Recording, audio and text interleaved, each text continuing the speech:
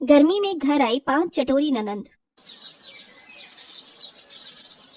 दोपहर का समय होता है। सभी गांव के लोग अपने काम निपटाकर अपने घरों में आराम कर रहे थे। उनमें से एक घर सुनैना का भी था। सुनैना सारे काम खत्म करने के बाद अपने कमरे में आराम से लेटी होती है। आज जाकर मुझे थोड़ा सा आराम मिलेगा। सुनैना जैसे ही अपने कमरे में बिस्तर पर लेटती है, उसके घर के दरवाजे पर दस्तक होती है। ओह, अब कौन आ गया? मेरी तो जिंदगी ही खराब है। सुनैना जैसे ही घर का दरवाजा खोलती है, दरवाजे पर उसकी 5 नंद खड़ी होती हैं। अरे भाभी जी, दरवाजा खोलने में इतना टाइम कौन लगाता है? अब हटो सामने से, हमें अंदर आने दो, बाहर बहुत गर्मी हो रही है। सुनो भाभी, जल्दी से एसी ऑन कर दो ताकि कमरा एकदम चिल्ड हो जाए। अभी करती हूँ दीदी। खाने में क्या बनाया है भाभी? खाने में तो कुछ भी नहीं बनाया। बहुत अच्छी बात है। एक काम करो भाभी, हमारे खाने के लिए पनीर की सब्जी और रोटी बना लो, और थोड़ी सी चावल और रायता भी बना लेना। अच्छा, अभी बनाती हूँ। सुनैना रसोई में जाती है और खाना बनाना शुरू कर देती है। मुझे तो लगा था कि आज मैं आराम करूंगी, लेकिन आज मेरी 5 ननद एक साथ घर पर आ गई। कहते हैं आराम हराम है, इसलिए कभी भी आराम के बारे में नहीं सोचना चाहिए। मैंने ही गलती कर दी आराम के बारे में सोचकर। सुनैना धीरे धीरे रसोई में गर्मी में खाना बनाने लगती है। तभी बाहर से उसकी बड़ी नंद की आवाज आती है। अरे भाभी, खाना नहीं बना अभी तक? बहुत जोर से भूख लगी है। बस बना रही हूँ दीदी, थोड़ी देर का और इंतजार कर लीजिए। सुनैना जैसे तैसे करके खाना बनाकर तैयार करती है और वो खाने के टेबल पर अपनी 5 नंद को खाना परोसने लगती है। ये लीजिए ननद जी, मैंने आपके लिए खाना बना दिया है। सुनैना जैसी खाना परोसती है, उसकी 5 नंद बहुत शौक से खाती हैं। अरे भाभी, आप खाना बहुत स्वादिष्ट बनाती हो। आपके हाथों का खाना इतना टेस्टी होता है ना कि रोजाना मन करता है कि यहीं पर आकर बैठ जाओ। मेरा तो यहाँ से जाने का मन ही नहीं करता। तो फिर कहीं जाने की जरूरत ही क्या है, यहीं पर रह लेते हैं कुछ दिन। हाँ हाँ, ये घर भी तो हमारा ही है। अब 5 नंद अपनी भाभी के घर में रहने लगती हैं। सुबह शाम सुनैना को घर के सारे कामों के साथ साथ अपनी नंद के लिए अच्छा अच्छा खाना बनाना पड़ता है। देखो ना, मैं कितना थक जाती हूँ और 5 में से कोई भी मेरी मदद नहीं करवाता। कुछ दिन की बात है, फिर मेरी बहनें चली जाएंगी। तुम परेशान क्यों हो रही हो? क्या तुमसे इतना भी नहीं हो पा रहा? नहीं, बात ऐसी नहीं है। तो फिर कैसी बात है? क्या तुम्हें मेरी बहनों का घर पर आना पसंद नहीं है? नहीं नहीं, मेरे कहने का ये मतलब नहीं है। खैर छोड़िए, आपसे कुछ कहना ही बेकार है। एक तो गर्मी इतनी ज्यादा थी, ऊपर से सुनैना को गर्मी में घर के सारे काम भी करने पड़ते हैं और फिर सुबह शाम का खाना भी उसे अकेले ही बनाना पड़ता है। अपने पति और 5 नंद का खाना बना बनाकर सुनैना बहुत ज्यादा थक जाती है। हे भगवान, मेरी जिंदगी में सुख का कोई दिन नहीं लिखा क्या? यहाँ मैं अकेले खाना बना रही हूँ, वहाँ 5 ननद खाने का इंतजार कर रही हैं और चिल्ला रही हैं। क्या हो गया है? तुमने अभी तक खाना नहीं बनाया है? बहुत जोरों से भूख लगी है हम लोगों को। अगर तुमसे खाना नहीं बनाया जाता तो हमें बता दो। क्या हम 5 तुम्हारे ऊपर बोझ है?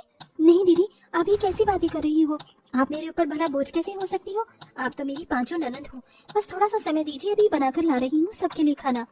सुनैना खाना बनाकर फिर से टेबल पर लगा देती है और इस बीच 5 नंद उसे किसी न किसी चीज के लिए परेशान करने लगती हैं। अरे भाभी, थोड़ा सा अचार तो लाना। ला रही हूँ, अभी रुक जाओ। सुनैना दिव्या को अचार लाकर देती है। भाभी, हरी हरी मिर्च रखी होगी, थोड़ी सी हरी मिर्च ला दीजिए।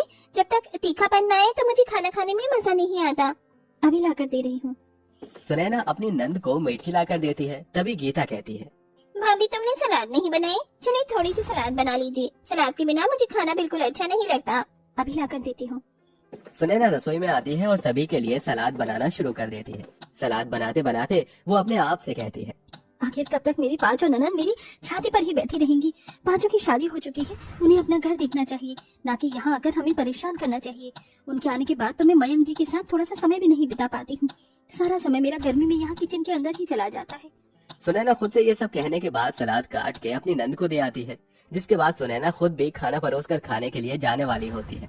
चलो, सबने खाना खा लिया, थोड़ी देर रसोई से फुर्सत मिली, अब मैं भी खाना खा लेती हूँ। तभी बारिश शुरू हो जाती है। बारिश को देखकर 5 नंदे अपनी भाभी से कहती हैं, भाभी एक काम कीजिए, चाय और पकौड़े और बना लीजिए।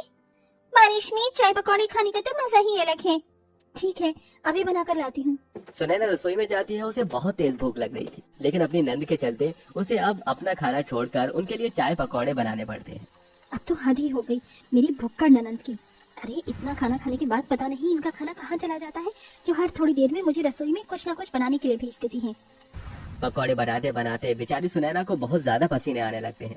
इतना खाना बनाकर उसकी हालत बहुत ज्यादा खराब हो जाती है। आखिरी में जब उसकी भूख मर जाती है, तब उसे थोड़ा सा समय खाना खाने के लिए मिलता है।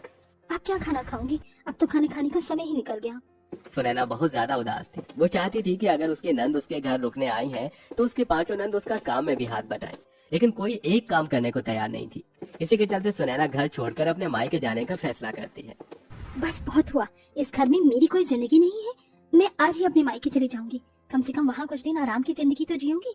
यहाँ तो गर्मी से मेरा रसोई में बहुत बुरा हाल रहता है। इस तरह सुनैना अपने कपड़े लेकर अपनी माँ के यहाँ पहुँच जाती है। वो अपनी माँ को सब कुछ बताती है।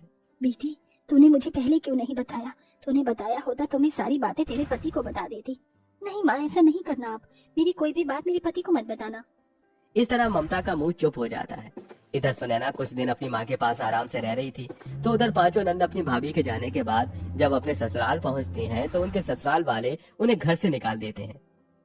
अरे ये मेरा घर है ना कि कोई धर्मशाला, सारा समय तो तुम अपने मायके में ही बिताती हो, तो अब यहाँ मुंह उठाकर क्या करने आई हो?